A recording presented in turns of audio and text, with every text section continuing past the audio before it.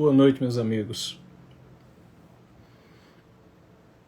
Boa noite aí a todos que estão entrando.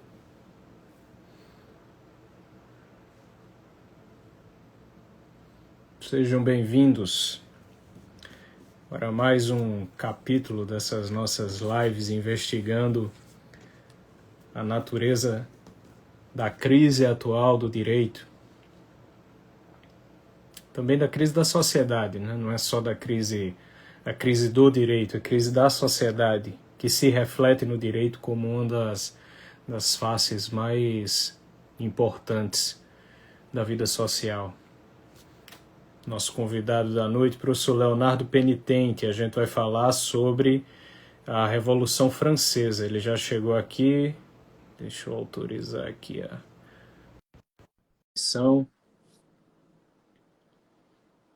Boa noite a todos.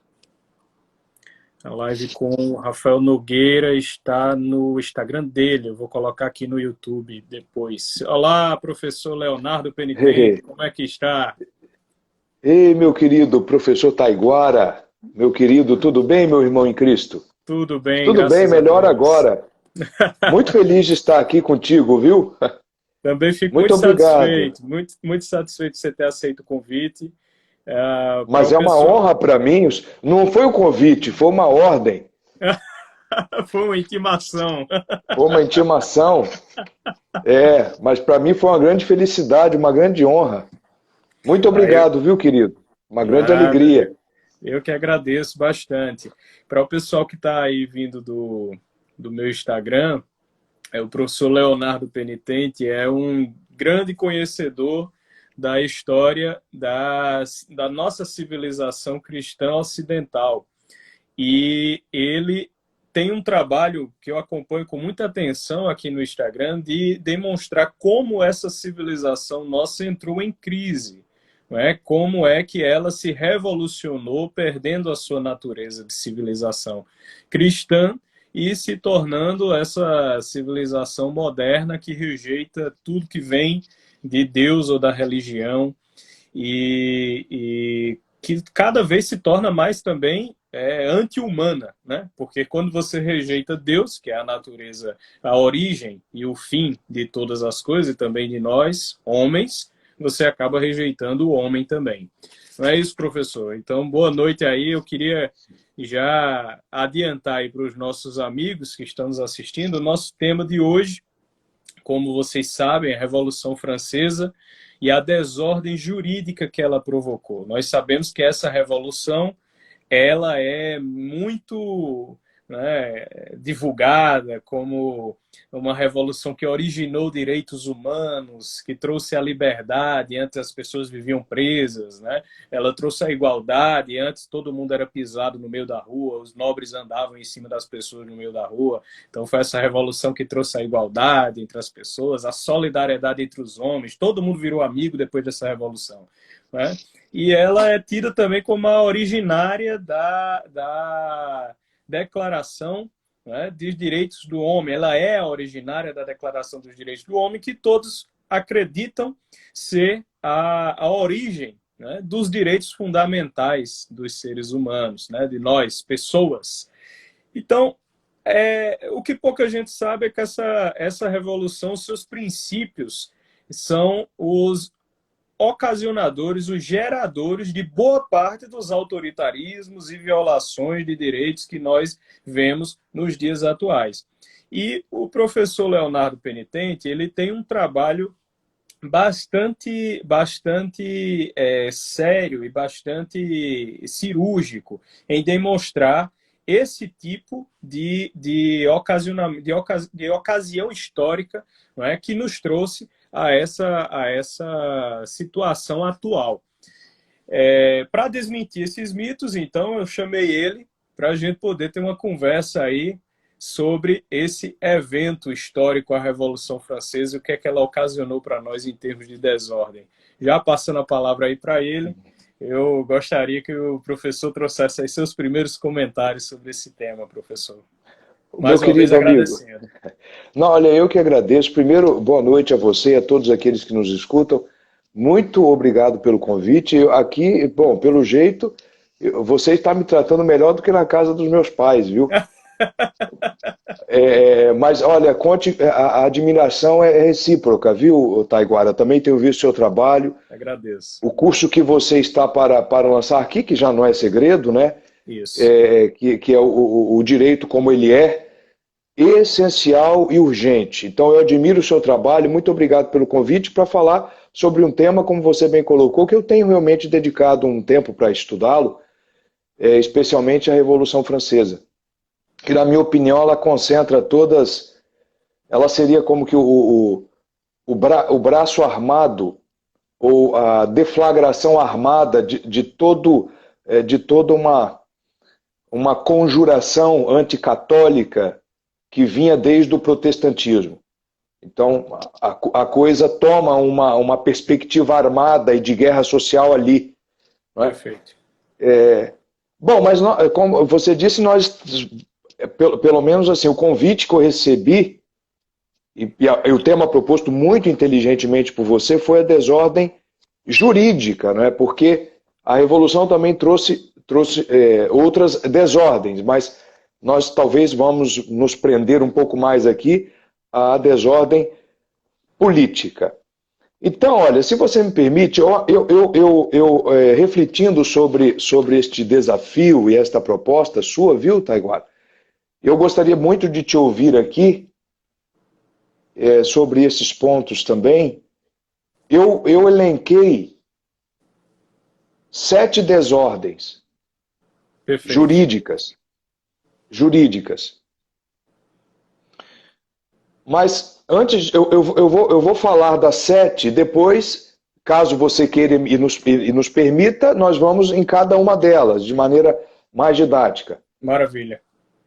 Estas 7 desordens, na minha opinião, elas culminaram com a destruição de algo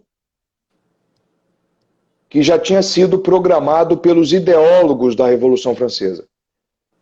Que talvez pouca gente tenha notado que a Revolução Francesa, muito antes de Gramsci, de Stalin, já tinha entendido que antes do sangue é necessário vir a cultura. Perfeito. Antes do derramamento do sangue é necessário vir a revolução cultural. Então nós tivemos o movimento da enciclopédia, etc., toda uma reestruturação da opinião pública francesa até chegar nas armas. Então, esses ideólogos franceses, os iluministas, eles disseram com toda clareza que queriam a destruição de uma ordem que estava, bem ou mal, vindo até ali, que era a chamada Ordem Romana Católica. A Ordem Jurídica Romana Católica. E muitos padres da igreja antigos, e recentemente, eu estava lendo um artigo do John Newman, né, São João Newman, em que ele identifica aquele famoso obstáculo. E aí eu queria dar uma visão também escatológica para a coisa. Isso. Mas aí eu não vou muito longe, não. A gente volta, porque senão a gente não... Eu ainda vou falar... Se entrar na escatologia, a gente não sai mais dela. Aí não sai daqui hoje, Mas só para dizer, porque eu acho isso importante, sabe por quê, ô Taiguara?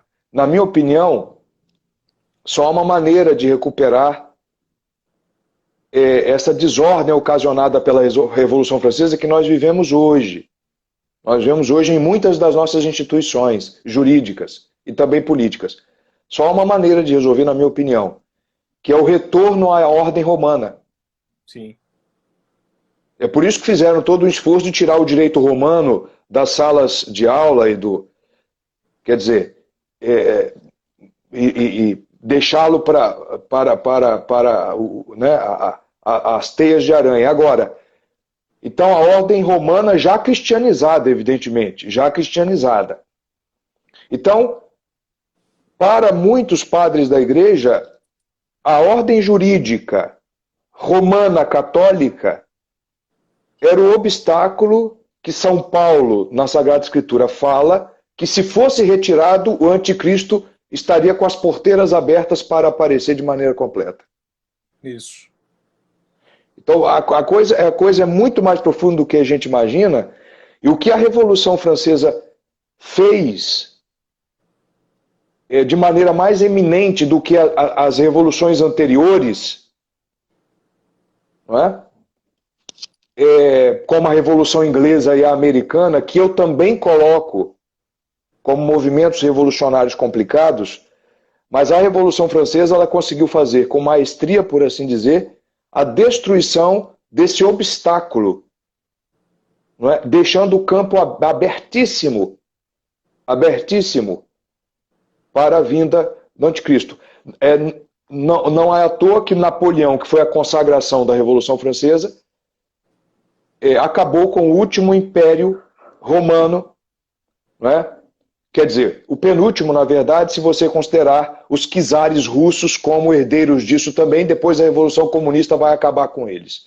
Uhum. Mas Napoleão mata o imperador austríaco Francisco I da Áustria, que ainda mantinha o Império Sacro Germano Romano. Então ali o obstáculo cai, né?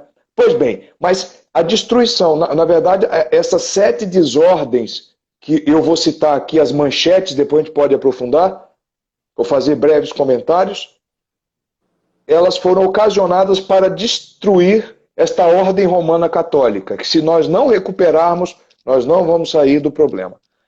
Então, primeira desordem. Desordenaram, Leonardo, claro. antes de você iniciar as desordens, só para explicar para o pessoal um pouquinho do que você falou agora.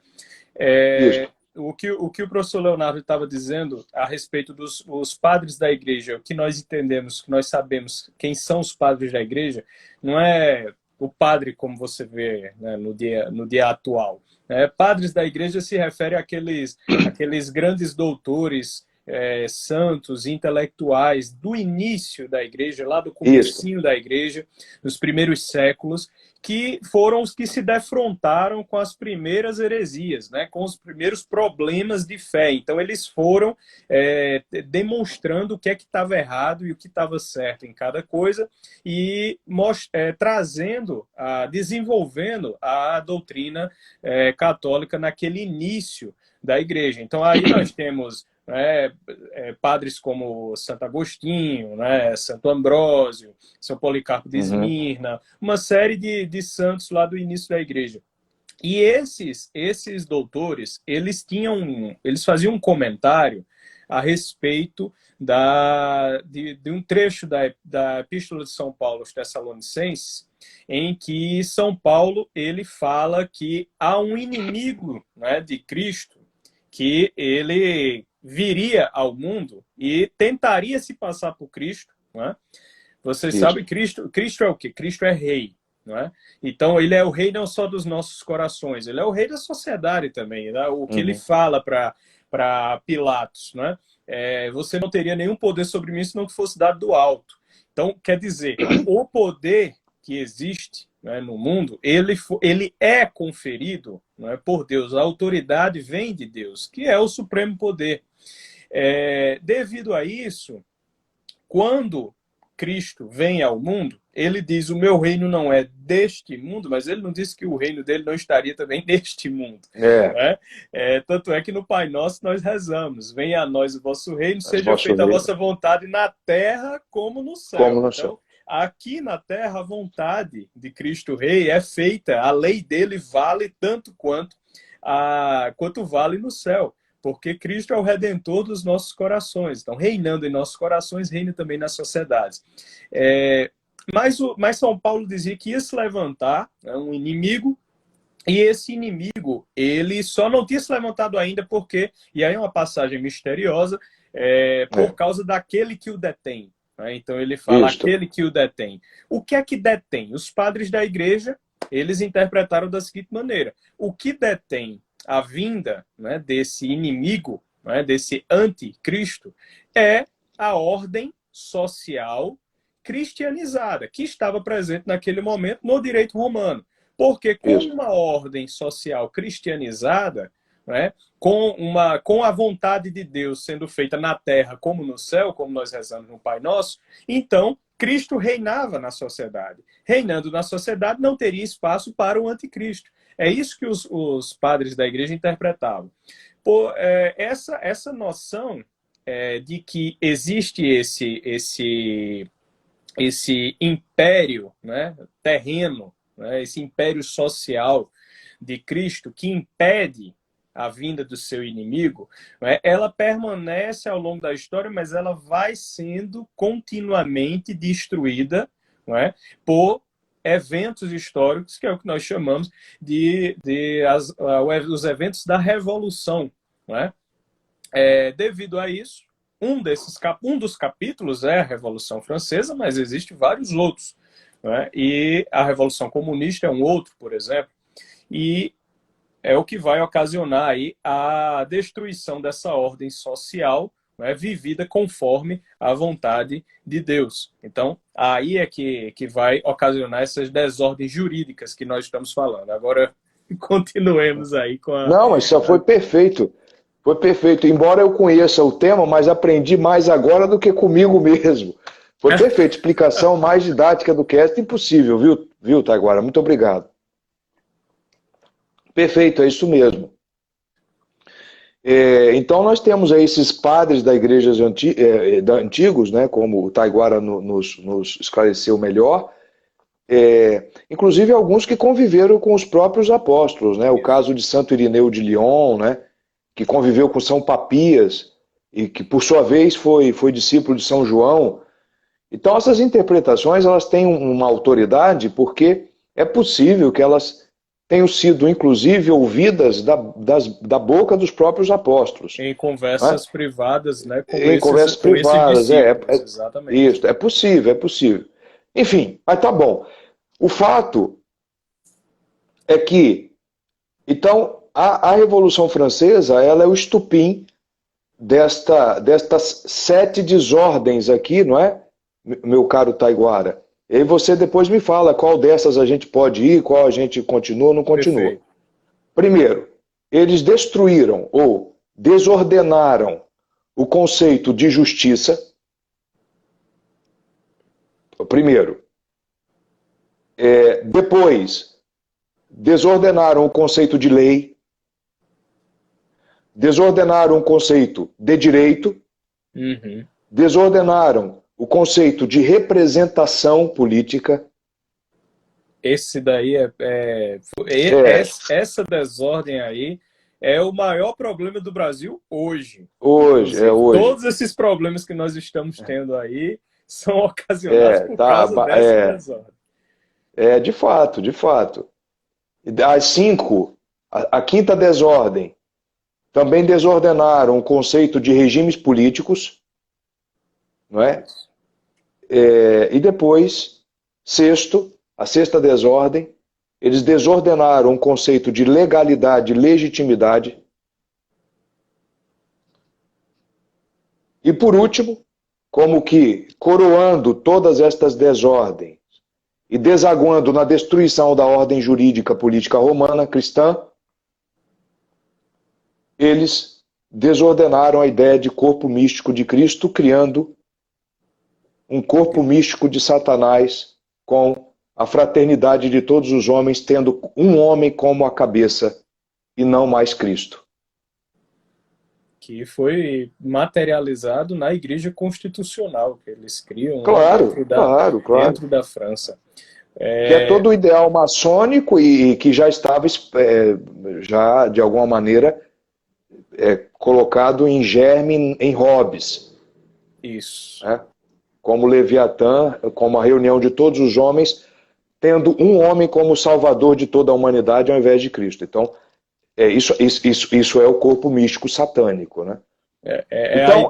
A ideia política, a teoria política daquilo que nós estávamos falando do anticristo, né? Aquilo na teologia. O que na política vai dar vazão à vinda daquele que é o macaco de Deus, que vai fazer aquilo, vai prometer e tentar fazer aquilo que Cristo só fará na sua segunda vinda. Sim. Né? Mas é isso. Então, seriam estas as 7 desordens jurídicas. A sétima, na verdade, é mais uma coroação, mas seriam 6. Depois dessas desordens, aí nós temos a sétima. Então, aqui o conceito de justiça, conceito de lei, direito, representatividade, regimes políticos e a separação entre legitimidade e legalidade que nós temos até hoje, não é? E que tem trazido tantos problemas para o nosso país, principalmente, não é? Essa separação Então, entre legalidade e legitimidade, ela se reflete muito bem na ideia positivista, né, que vai ser originária daí mesmo, né, de que as leis devem ser cumpridas, as ordens devem ser cumpridas, ainda que imorais. Não é? Então, apesar claro, de elas não terem uma justificação nos princípios da ordem do ser, quer dizer, dos princípios da realidade, da natureza, né, dos princípios que Deus, pelos quais Deus ordenou as coisas, apesar de não terem essa justificativa, essa justificação e embasamento nela, deveriam ser cumpridas mesmo assim.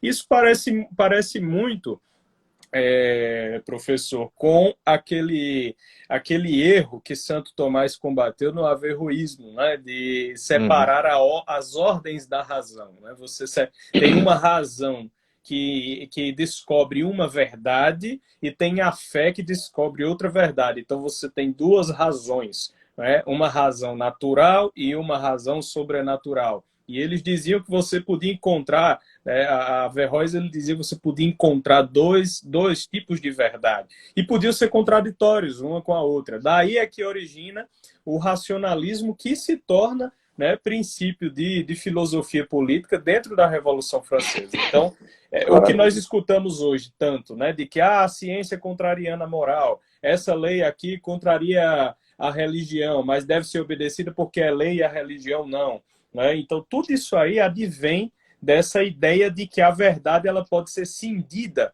em duas partes, né? Como se fosse uma Claro. verdade racional e uma verdade sobrenatural, que é outra. Né? Uhum. Um outro ponto do que você frisou, que eu gostaria que o pessoal entendesse, é o seguinte: para nós compreendermos a Revolução Francesa, todo mundo precisa ter em mente uma coisa. Revolução Francesa só se entende se você partir do pressuposto que todos os seus ideólogos eles estão mentindo. Esse é um pressuposto básico para você analisar a Revolução Francesa. Então você vai pegar lá, você vai ler Jean-Jacques Rousseau. Né? Tudo que Jean-Jacques Rousseau estiver falando, ele está mentindo. Quando você vai ler lá Voltaire, tudo que Voltaire está falando, Voltaire está mentindo. Mentindo em que sentido? O significado das palavras que eles utilizavam tinha um sentido, né, que a gente chama exotérico, ou seja, um sentido para fora, que era o que eles diziam para o restante das pessoas que era aquele sentido, e um sentido esotérico, que só eles conheciam onde? Dentro das suas sociedades secretas, suas sociedades intelectuais, que eles chamavam sociedades filosóficas e científicas, que nada mais eram do que lojas maçônicas. Não é? Esses significados, portanto, eram cindidos justamente em duas verdades. Uma verdade que podia falar para fora e uma verdade que era falada para dentro. Então, por exemplo, quando você vê Jean-Jacques Rousseau falando sobre contrato social, como é que ele apresentava para as pessoas o contrato social? Né? Ele dizia, não, existem indivíduos, cada pessoa, que entrando em um acordo de vontades com os outros, forma o Estado. É isso que ele queria dizer. Só que contrato social, para Jean-Jacques Rousseau, não representava, evidentemente, os indivíduos atomizados. Quer dizer, eu, você aqui, qualquer pessoa, as 140 pessoas que estão aqui nos assistindo, né? Essas são pessoas atomizadas. Nós não temos voz política por nós mesmos.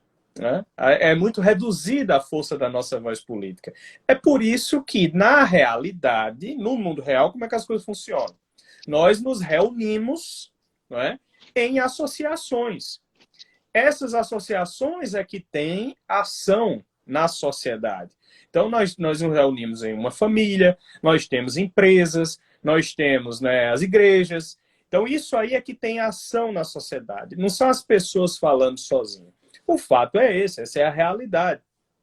Mas Jean-Jacques Rousseau, ele transmutou isso aí. Ele diz, não, são os indivíduos que vão entrar num acordo aqui, vai todo mundo se dar as mãos, fazer o contrato social, e aí forma o Estado.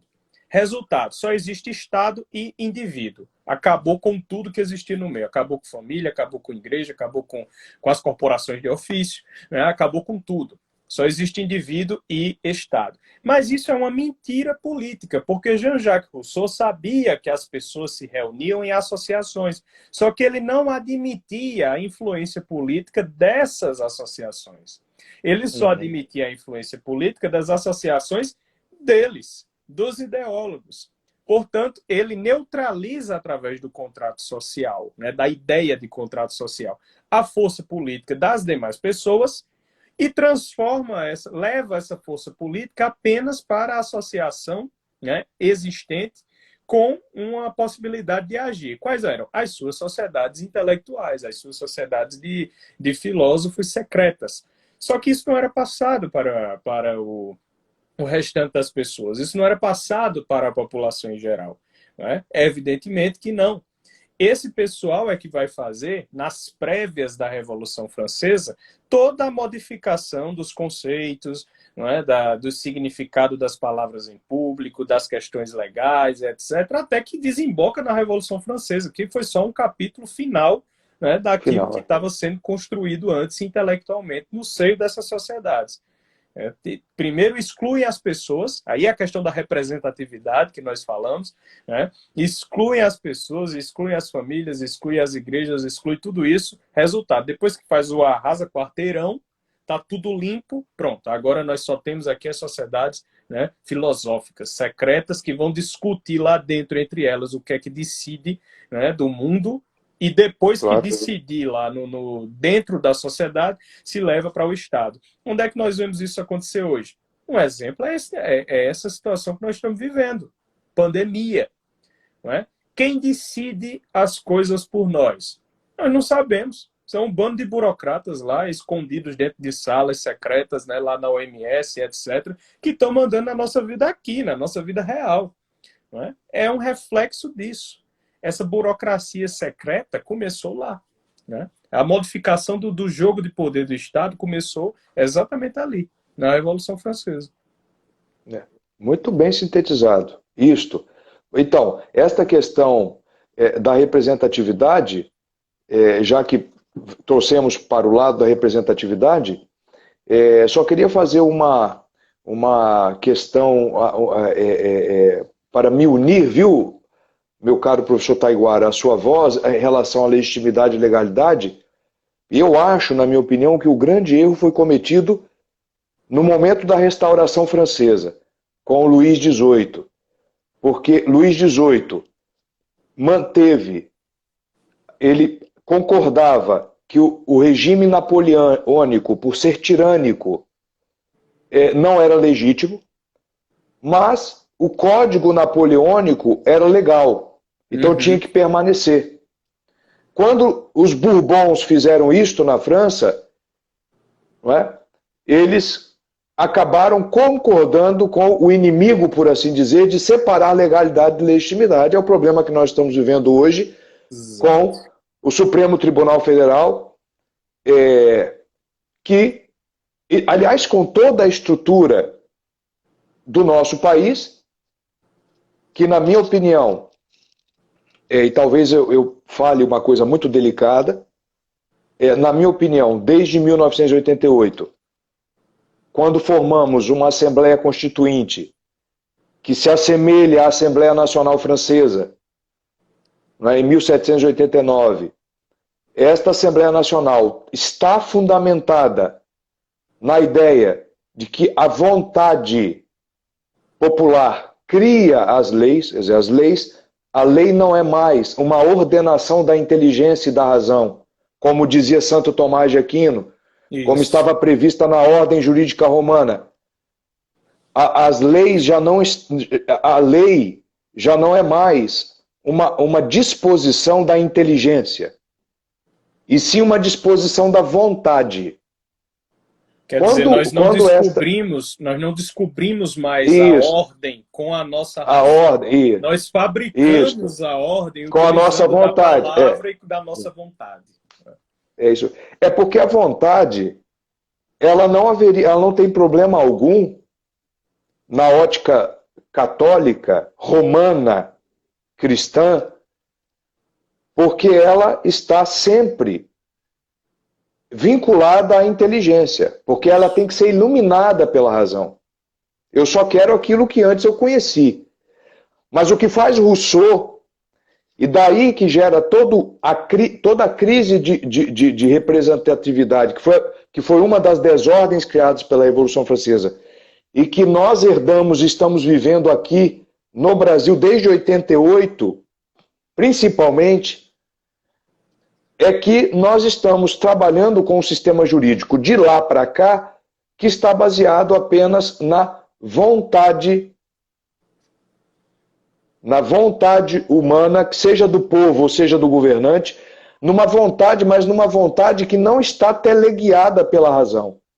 Então não há problema nenhum não tem problema nenhum com a vontade se ela estiver conduzida pela razão humana, que por sua vez participa das leis eternas de Deus. Então agora, quando a razão se dissocia da inteligência, ela certamente vai se apegar às paixões.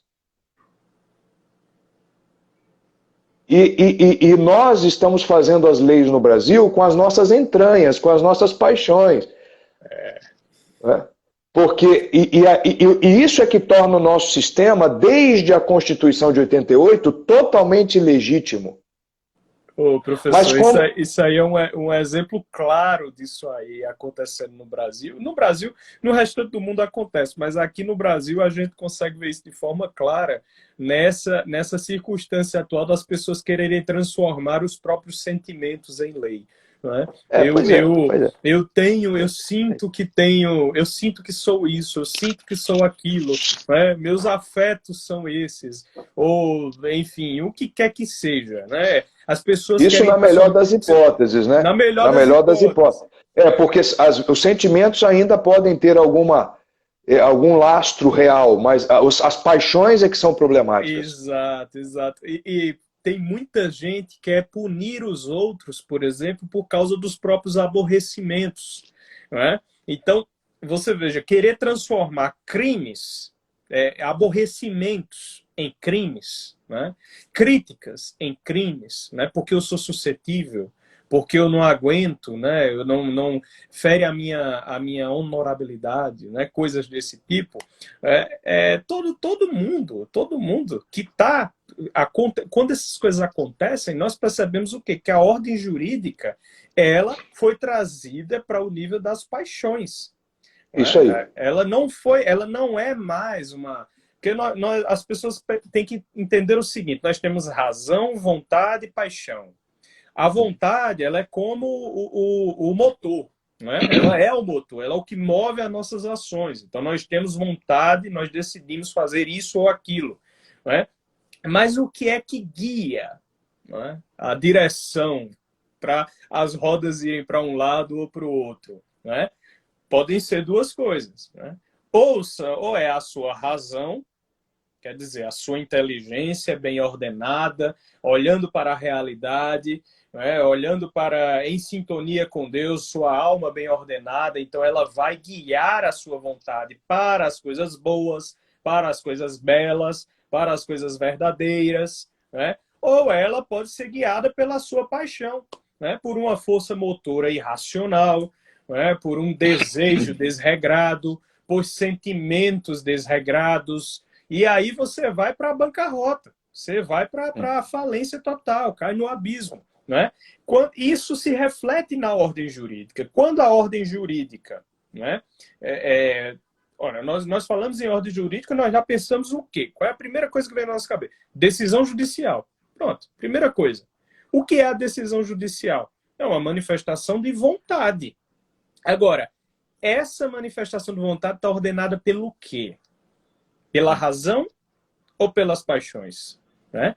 Esse é todo o problema que nós enfrentamos, né, na questão do voluntarismo, né? É. Ou do racionalismo, de outro lado, porque nós sabemos, quando nós falamos em razão, eu aqui e o professor Leonardo me entendem perfeitamente. Quando eu digo razão, eu estou falando da razão retamente ordenada, fincada na realidade. Claro, claro, claro. Mas Kelsen, por exemplo, entendia razão de outra forma. Né? Não, de outra maneira, é. O racionalismo kelseniano é completamente só aquela coisa naturalista, positivista, é só o que eu estou vendo, é as coisas lógicas e etc. Então, É porque a razão tem que ter... desculpa, eu acabei te Não, atrapalhando. pode falar. Eu concluí. É porque a razão também tem que ter um guia. Exato. A vontade tem um guia, a razão também tem um guia. O problema que fez Rousseau é tirou o guia da vontade. E o que faz Kelsen e os outros racionalistas é tirar o guia da razão também. A razão tem um guia, que é a lei eterna, que é a razão divina. Exatamente. A razão humana precisa participar da razão divina e assim iluminada, ela ilumina a vontade. Se não tem isso, você não tem um sistema jurídico sadio. É por isto que, a partir da Revolução Francesa, a chance de ter um Estado totalitário como nós tivemos, por exemplo, com o nazismo e o comunismo, é muito maior. Porque a vontade, ela cria totalitarismos. Quando você tem um sistema jurídico baseado na doutrina clássica e medieval, essa ideia de que o direito, ou de que a lei, melhor dizendo, a lei é uma ordenação da razão para o bem comum, você tira a vontade isolada de lado, coloca a vontade submetida à razão. Quando você faz isto, você não consegue ser totalitário.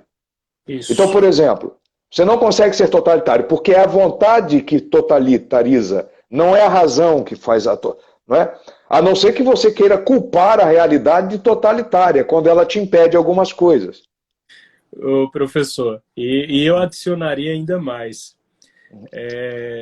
Quando nós colocamos, né, a nossa vontade em sintonia com a razão, nós evitamos totalitarismos, mas só evitamos, como o senhor está dizendo, quando essa razão também obedece ao seu guia. Não, claro, que é a ordem do ser. E Santo Tomás, ele acrescenta ainda mais. Lá no De Reino, né, ele diz uma coisa, uma coisa interessante. O que é que garante que um governante orientado pela sua razão, etc., não se torne um tirano? O que garante é a recompensa que ele receberá. E essa recompensa pode ser o céu ou o inferno, que para ele é pior ainda, porque ele leva outros para lá também. Claro, então, claro. Então, percebo, uma pessoa o governante que tem noção, né, do próprio juízo, que ele está fazendo as coisas diante de Deus e que ele vai ser levado para o inferno de forma muito pior do que os outros, né, porque ele está levando outras pessoas junto com ele, as decisões dele produzem efeitos na vida de outras pessoas, né? Por exemplo, quando um governante libera o aborto, né? Como saiu hoje essa absurda dessa nota técnica lá no Ministério da Saúde, né? Dizendo que aborto como serviço essencial, algo que nós sabemos que contraria completamente aquilo que o próprio presidente da República acredita, né? Mas quando nós vemos uma coisa como essa, ora, uma norma exerce um efeito na vida das pessoas. Quando você legaliza um crime, você transforma o crime num direito. E aí você promove que mais pessoas o cometam. Então, voltamos àquela questão inicial da ordem jurídica cristianizada. Claro. Né? O governante, então, ele caminha para o inferno e leva outros com ele. Por isso, o peso desses outros, nós dizemos, né? O peso dessas almas está nas costas dessas pessoas. Então, Santo Tomás dava o remédio para a tirania. O remédio para a tirania é o governante saber que ele vai para o inferno muito pior do que os É isso aí. Eu acho que é um remédio muito prático, né? É um remédio... Agora, por exemplo, o nosso sistema chamado democrático, né? Por que os clássicos, os medievais, sempre tiveram um pé atrás, se não dois, contra a chamada democracia. Porque ela favorece a que a vontade prevaleça sobre a inteligência, prevaleça sobre a razão natural, sobre a lei natural. Então, por exemplo, para um Santo Tomás de Aquino, para um Aristóteles, até eu nem vou citar Santo Tomás de Aquino, que pode parecer um papo de carola católico, né? Mas eu vou citar Aristóteles, por exemplo, um Platão, ou quem gosta de literatura, um Sófocles, um Eurípides, um Homero, um Heródoto, um historiador, né? Uma vez disseram para Heródoto: Heródoto, o que você acha da democracia? Ele disse: dá ela para os inimigos. Então, o que acontece? Só que se a gente não explicar isso, viu, professor Taiguara, pode ser que as pessoas saiam daqui pensando que nós somos ditadores. Isso, exatamente. E aí nós temos que ter um certo cuidado com isso, porque também, às vezes, falta uma certa liberdade e intimidade com os conceitos da ciência política e jurídica. Isso. Então, a democracia que eu estou me referindo é esta democracia moderna que justamente nasce em Rousseau. Nós podemos ir buscá-la um pouco antes, não é? Como o José Pedro Galvão de Souza fala de Marcílio de Pádua, ele culpa Marcílio de Pádua. Mas nós vamos em Rousseau, nós veremos que é justamente nessa democracia russoniana da Revolução Francesa, e que o Brasil, mais ou menos, mais para mais do que para menos, seguiu em 88, e que nós estamos vivendo hoje, é que, ao contrário do que muita gente pensa, nós podemos criar um regime tirânico e totalitário, porque cada um vai desejar fazer a sua própria vontade. A depender do legislador, que não representa ninguém, só representa ele e os interesses dos plutocratas que financiaram a campanha dele, ele vai fazer as vontades dele ou dos plutocratas, que é o que tem acontecido. Porque as representações naturais já se perderam. Nós não temos mais os corpos intermediários e não temos como nos defender. Porque Rousseau e a Revolução Francesa fez questão de nos pulverizar. Cada indivíduo que se cuide da sua vida sem estar unido a um corpo protetor. Então nós perdemos os corpos intermediários, o Estado avança como uma máquina violenta em cima de nós e os nossos legisladores, além de não nos representarem, estão falando de uma vontade geral que ninguém sabe o que é, já não sabem mais que o direito tem que se guiar pela razão natural, pela reta razão natural iluminada pela fé, e estão então fazendo a vontade deles. É nesse sistema totalitário, esse é o sistema totalitário chamado democrático, que é o grande problema. Um sistema desse, só pelo fato de admitir, por exemplo, pautar aborto, que já é uma coisa que já está definida por Deus pela lei eterna de que é pecado, que basta você ter um mínimo de razão para saber que está errado, a sua razão, iluminada pela fé, resolve o problema. Um sistema como o nosso, chamado de democrático, que aceita votar uma pauta dessa, não estou falando de aprová-la, porque aí acabou. Eu estou falando de sequer votá-la. Votar uma coisa que o Decálogo proíbe. Votar uma coisa que a inteligência de Deus já definiu. Quando você desvincula a vontade humana da inteligência, o que você faz é colocar a vontade humana acima da inteligência de Deus. Porque o homem é o único Deus cuja vontade tem que ser feito. Isso. E esse é o problema de Prometeu que nós estamos tendo. Porque se nós lermos os mitos homéricos, nós vamos ver que o que fez Zeus, desde o Olimpo, foi resolver uma desordem criada por Prometeu quando ele quis ser Deus. Porque Zeus tinha uma alma, uma estirpe de rei, regicida. O Régio, ele era um rei, ele era um aristocrata. E ele teve que resolver a bagunça feita por um demócrata, como Prometeu. Esse é que é o problema. Agora, como é que nós vamos resolver isto? Bom, aí nós temos que voltar para a chamada democracia, ou, melhor dizendo, o regime misto,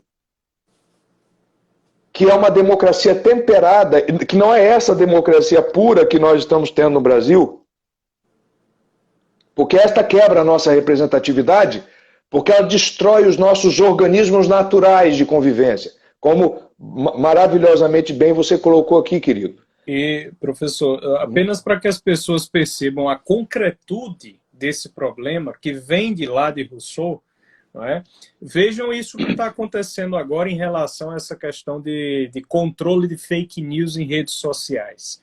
Né? É exatamente a mesma coisa. Eu estava vendo o Rodrigo Maia falando, não, as pessoas já não aguentam mais fake news, elas querem que nós regulemos esse assunto. Mas quem quer isso? Ele não veio me perguntar, ele te perguntou? Não, ninguém.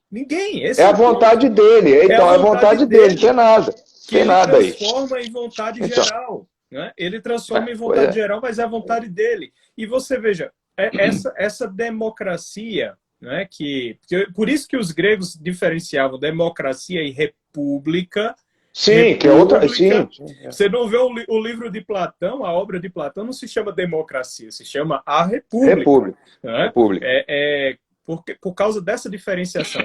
Essa democracia moderna pulverizada, né, ocasionada por Rousseau, a pulverização das pessoas, é precisamente o que nós vemos hoje, por exemplo, no Twitter. Não é? As pessoas lá são pessoas unitárias, pessoas sozinhas tentando lá ter um pouco de voz, de representação, porque não tem mais os canais próprios de representação popular. Não é? Não tem mais os canais de representatividade devidos, que foram destruídos. E o que é que esse modelo, né, autocrático, burocrático, faz com essas pessoas? Tenta puni-las. É exatamente esse choque, né, entre uma democracia moderna povoada por um Estado e diversos indivíduos pulverizados. Atomizados, desprotegidos. Exatamente, atomizados. É o Leviatã. É o Leviatã. É o Leviatã. Exato. É o Leviatã.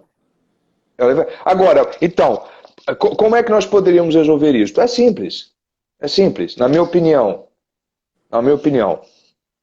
Primeiro, reconstruir os corpos intermediários, os corpos naturais. Nem que seja através dessas lives como nós estamos fazendo, esclarecer às pessoas que um outro sistema é possível. E que não é porque você está falando, não diria mal, mas a verdade sobre a democracia, que nós temos que botar o dedo na ferida, que você é necessariamente ditador. O problema de nós católicos, ao pedirmos a revitalização dos corpos naturais, do sistema representativo dos corpos naturais, é que eles vão nos chamar de fascistas. Porque Mussolini, na Itália, ele fez o que nós estamos, o que eu estou pleiteando para ser feito de maneira natural, Mussolini fez de cima para baixo. Ele revitalizou os corpos intermediários na Itália, mas foi com um golpe, com uma coisa do Estado. Ele falou, esse liberalismo, essa democracia liberal e esses socialistas marxistas destruíram a representatividade na Itália. Eu, com o poder dos fachos de combatimento, vou revitalizar a agricultura, a família, né, os setores rurais, as organizações corporativas pelo Estado. E aí ele fez isso. O totalitarismo também, porque você... ele é o problema, isso é um problema. Você pega novamente o voluntarismo, né? E você tenta restaurar aquilo que é natural, você faz pela vontade do Estado. Isso aí. Mas tudo bem. Agora, nós temos que falar, porque água mole em pedra dura, né? Como se diz por aí, tanto bate até que for, para as pessoas entenderem que é possível. Como? Nós vamos primeiro valorizar a família, que é o primeiro corpo intermediário. Depois, as agremiações de trabalho, segundo a sua vocação. Sabe por quê, professor Taiguara? É o seguinte, minha opinião. Ao invés de nós termos essas eleições que nós temos hoje da democracia, qual é o problema? O problema é que o voto hoje ficou numérico. Cada voto vale uma coisa. E os candidatos, e é uma outra palavra que sumiu também, as virtudes. Para Santo Tomás de Aquino, e na minha opinião, isso tem toda a razão, para Santo Tomás, é necessário que você tenha um regime de governo misto, temperado, para que não seja uma república pura, uma república, nem só uma aristocracia e nem só uma monarquia. É necessário que nós tenhamos um monarca, os aristocratas e a república na base. E como é que isso aconteceria? Então, por exemplo, vamos dizer que eu sou um relojoeiro. Eu construo e conserto relógios. Eu tenho meu grupo, que tem a mesma vocação que a minha, de relojoeiros. Numa reunião de relojoeiros, todo mundo sabe quem é o melhor deles, quem é o mais virtuoso. E se eu perguntar, olha, qual é o mais virtuoso, aquele que trabalha mais, aquele que estuda mais, aquele que se empenha mais na profissão de vocês? Vai dizer, ó, é o fulano. Então, o voto que eu dou àquele rapaz não é um voto para legitimá-lo. Ele já está legitimado pela virtude, pela virtude, ele já é virtuoso, o meu voto apenas vai designá-lo. Uhum. Designar uma virtude pré-existente. Então, pronto. A partir desse sistema, eu vou tirando do meio da plebe, do povo, eu vou tirando os mais virtuosos. Então você já tem aí uma classe de aristocratas. Só que dentro dos mais virtuosos de uma sociedade, você tem o mais virtuoso de todos os virtuosos. Esse é o rei. Isso. Então, por exemplo, os escolásticos, essa primeira casta aristocrática, eles chamavam de primus inter pares.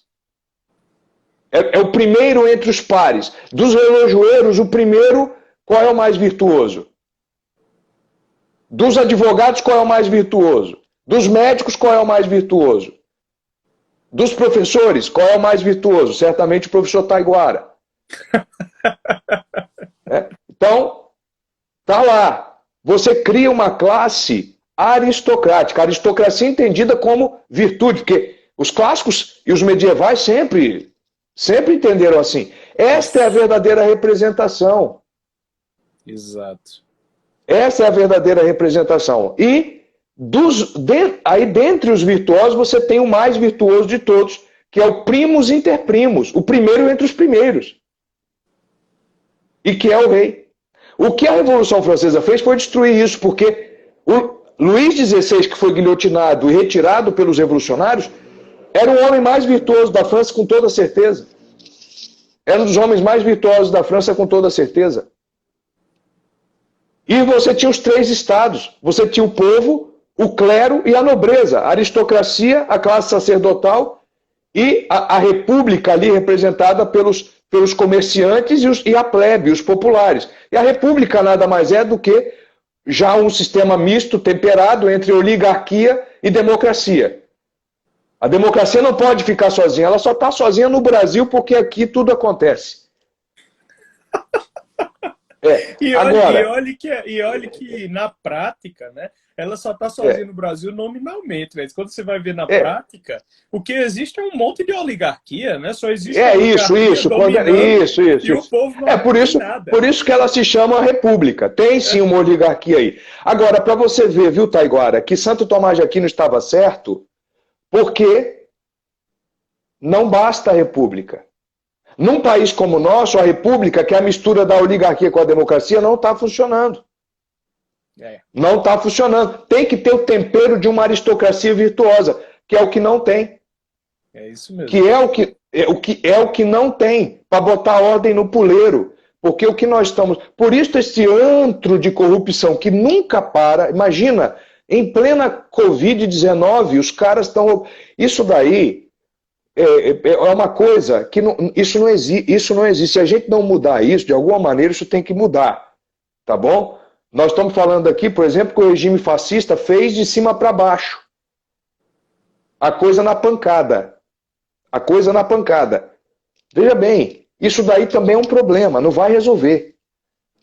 Nós temos que convencer as pessoas de que isso é sério, isso não é que isso é católico, que está vindo de Santo Tomás de Aquino, isso vem de Aristóteles, isso é pagão. Isso é outra coisa.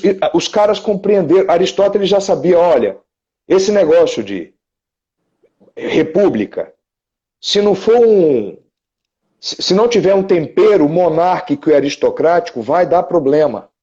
Oh, que é o que está acontecendo no Brasil. Platão dizia que a questão não é o arranjo institucional, não é?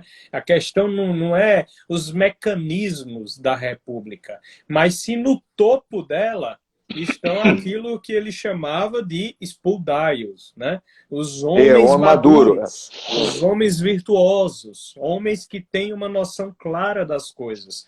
Então Platão concebia que essa elite, né, de homens bem formados, homens maduros, homens centrados, equilibrados, deveria, né, estar na ordenação da sociedade, porque eles já descobriram a ordem em si mesmos, claro. E aí eles podem também ordenar. É aquilo que Santo Tomás fala na Suma contra os gentios, né? Logo no comecinho ele diz que é o ofício do sábio. O ofício do sábio é ordenar as coisas. Ordenar todas as coisas, é. Não é? Aí, perfeito, perfeito. Agora você veja, e por outro lado, o homem que consegue ordenar as virtudes dentro de si, ele já está dentro da razão e obedecendo às leis naturais.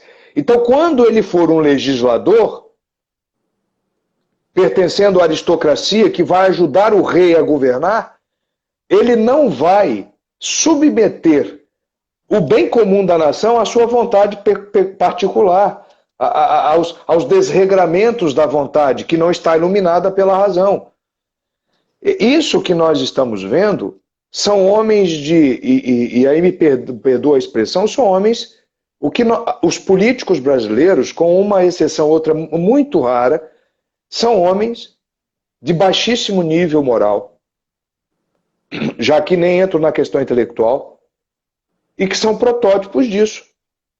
Basta ver todos esses que foram e estão sendo condenados nestas ações de corrupção. Então nós estamos enfrentando um problema porque nós não temos representatividade, porque os corpos intermediários naturais foram destruídos. Nós não temos mais homens virtuosos. Eu sou capaz de dizer que se hoje nós formos procurar, vai ficar difícil sequer escolher os primos interpares, os primeiros entre os pares. Isso. Vai porque isso foi retirado da nossa vida. Um pouco também por culpa de Rousseau, para quem o homem nasce bom. Se o homem nasce bom, para que ele vai procurar ser virtuoso? Exatamente. Ponto. Então, tudo isso foi quebrado. Isso foi quebrado lá. Isso foi quebrado. Aí qual foi o sistema representativo que eles inventaram? A Assembleia Nacional. Como dizia o Burke, nas Reflexões sobre a Revolução Francesa, eu li a lista de quem estava na Assembleia Nacional. Só bandido. Os piores homens da França. Quer dizer, os poucos homens virtuosos que ainda restavam na monarquia francesa, que era a aristocracia, e que ajudava o rei Luís XVI a governar o país, eles guilhotinaram, eles mataram. Professor, inclusive perdão, o próprio Luís XVI. Nós temos um minutinho. Mas nós vamos acabar, né? Desculpa, eu falei demais, hein? Eu falei demais, hein? Nada, que é isso. Mas agora, não, só queria agradecer, coisa rápida, muito obrigado. Eu sei do seu curso e sei da sua inteligência, é um brilhante professor. Tá bom? Me conte como um dos seus alunos, querido. Tá bom? Muito obrigado aí pela oportunidade. Desculpa, eu falei demais, né? Não, que é isso. Desculpa. Aqui é para nós ouvirmos mesmo. Isso aí foram lições excelentes. Eu lhe agradeço muito. E eu que agradeço. Espero aí que a gente possa fazer outras lives também para continuar esse tema. Tá bom? Tá bom. Estão abertos aí aos seus convites. À sua disposição sempre. Está bom, meu muito amigo. Obrigado, um abração, querido. Deus te guarde. Forte abraço. Tchau, tchau. Igualmente. Fique com Deus. Um abraço. Tchau, tchau. Tchau.